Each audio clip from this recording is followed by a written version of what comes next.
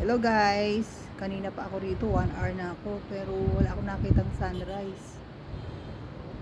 Bakit kaya? Natatakpan kaya siya ng mga ng mga hamog?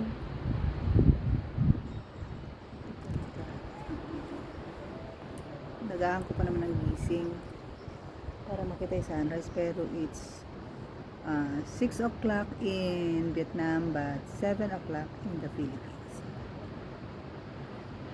At ganito pa rin ang view dito sa rooftop namin. Very foggy pa rin. Foggy pa rin siya. Hindi ko alam kung makikita ko pa ang sunrise. Dapat nakalitaw na ang sun ngayon. Puro fog ang nakikita ko. Hindi na kumpitan ko. Ibig sabihin makapal yung fog, no?